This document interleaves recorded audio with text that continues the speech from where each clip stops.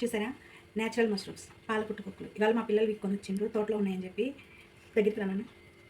చూసారా, ఇప్పుడే వస్తుంది చిన్న చిన్న బుడాలు. ఇవన్నీ నీట్గా క్లీన్ చేసుకొని ఇవాళైతే మనం కూర వండుకున్నాము. ఇవాళ ఇదే స్పెషల్ అనమాట. ఈ పుట్ట కుక్కలు తినడానికి ఎంత బాగుంటాయి, ఇవి శుభ్రం చేయడానికి అంతే కష్టం ఉంటుంది. ఇవి తినడానికి ఎంత బాగుంటాయి, శుభ్రం చేసుకోవడానికి మాత్రం అంతే కష్టం ఉంటాయి. చూసారుగా, మొత్తం బంకమట్టే ఉంది. ఇది క్లీన్ చేయడానికి చాలా టైం పడుతుంది. ముందైతే వీటిని శుభ్రంగా క్లీన్ చేసుకుందాం. చూసారా, ఇవి చాలా టైం తీసుకుంటాయి. నిదానంగా క్లీన్ చేసుకోవాలన్నమాట. ఎక్కడన్నా కొంచెం మట్టి ఉన్నదంటే ఇంకా అవి కూర మొత్తం పాడైపోద్ది. పంట కింద ఇసుక పడిందంటే సార్ ఇంకా తినలేము కూర. అందుకే చూసారు కదా, నిదానంగా శుభ్రంగా క్లీన్ చేసుకోవాలి. ఇక్కడ గోరతో గీకేస్తే మొత్తం పైన మట్టి అంతా పోద్ది. చూసారా, మొత్తం క్లీన్ అయిపోయినాయి. వీటిని కట్ చేసుకొని పోడేస్తాం.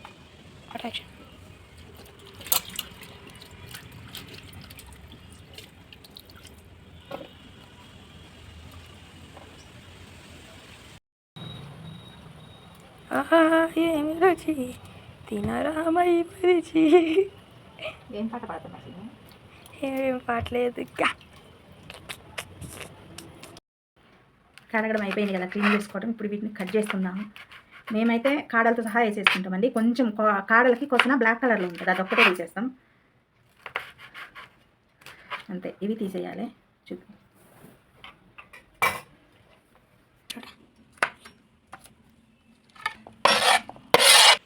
కట్ చేసిన కూడా ఒకసారి క్లీన్ చేసుకొని మంచిగా వడగట్టేసుకుందాం. ఎందుకంటే అట్లా వేసేసుకున్నాం అనుకో నీరు అవుతుంది అనమాట.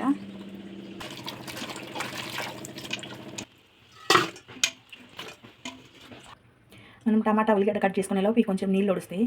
కడిగి పక్కన పెట్టేసుకున్నాం కదా.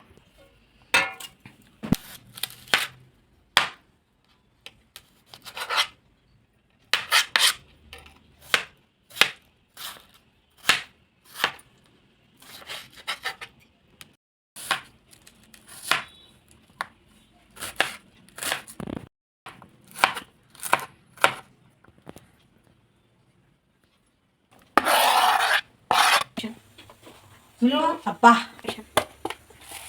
కూర కంటే ముందు మసాలా వేపి పక్కన పెట్టేసుకున్న తర్వాత మనం కూర రెడీ చేసుకుందాం. ఎందుకంటే మనం కూర వండుతున్నప్పుడు మసాలా నూరు వేసుకోవచ్చు. కొంచెం ధనియాలు,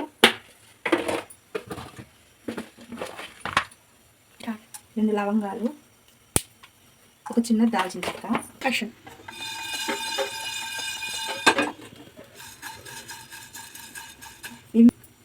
ఇందులో స్పెషల్ ఏముంది, చికెన్ మసాలా లాగానే కదా అనుకుంటున్నారేమో. దీనికైతే ఒక స్పెషల్ ఉంది. ఇవి వేసుకున్న తర్వాత ఇవి పక్కన పెట్టేస్తున్నాం, వేగిపోయినాయి. ఈ కూరకైతే ఇవే స్పెషల్ అనమాట. బియ్యం చూసిండ్రు కదా, చూసిండ్రా ఏగినాయి బియ్యం. మష్రూమ్ కర్రీలో ఖచ్చితంగా బియ్యం కొన్ని వేపుకొని వేసుకోవాలా, అప్పుడే రుచి వేరే లెవెల్కి వెళ్ళిద్ది అనమాట. ఈసారి మీరు ఎప్పుడైనా ట్రై చేయండి వండే వాళ్ళు. ఇవి వేగిపోయినాయి. ఇవి కూడా ధనియాలలో కలిపేసుకొని పక్కన పెట్టేసుకుందాము. మిక్సీకి అయితే అన్ని కలిపే పట్టుకోవాలన్నమాట. ఇంకా కూర వండడం స్టార్ట్ చేద్దాం. ముందు కొంచెం నూనె వేసుకోవాలి. ఇది ఎందుకంటే పుట్టుకొక్కలు అంటే నీరు ఉంటాయి కాబట్టి కూర మీద అయితే కనిపించదు మరి నూనె. ఇట్లా కొంచెం జీలకర్ర, తాలింపు గింజలు వేయకూడదు, జీలకర్ర ఆవాలు మాత్రమే వేసుకోవాలి. ఇప్పుడు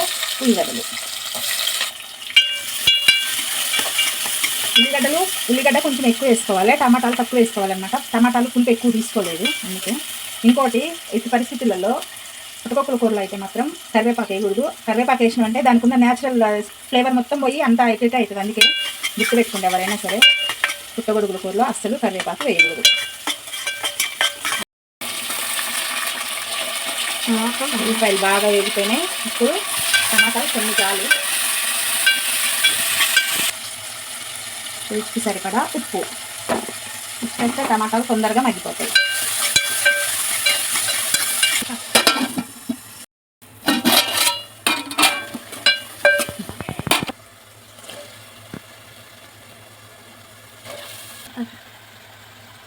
పసుపు, కారం, మనకు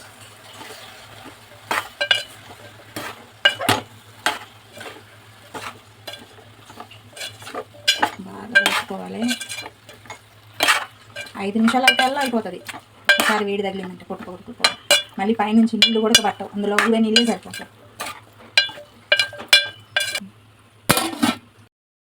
కూర మగ్గుతుండే లోపు ఇందాక మనం పెట్టుకున్నాం మసాలా ఇదంతా మిక్సీకి పెట్టేసుకుందాం.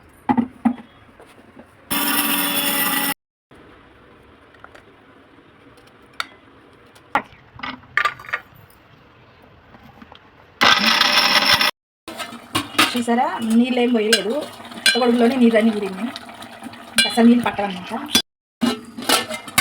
చూసారు కదా, మసాలా పట్టడం పూర్తయ్యేటప్పటికి మంచిగా మష్రూమ్స్ అన్నీ ఉడికి నీళ్ళు అందులోనే ఉన్నాయి, నీళ్ళు ఏం పోయలేదన్నమాట. ఇప్పుడు మసాలా వేసేసుకుందాం.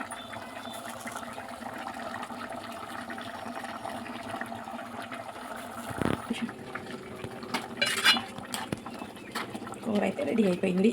ఇంకొక 5 నిమిషాలు సిమ్లో పెట్టేస్తే మసాలా అంతా మంచిగా కూరకు పట్టేసి కూర చిక్కగా అవుతుంది.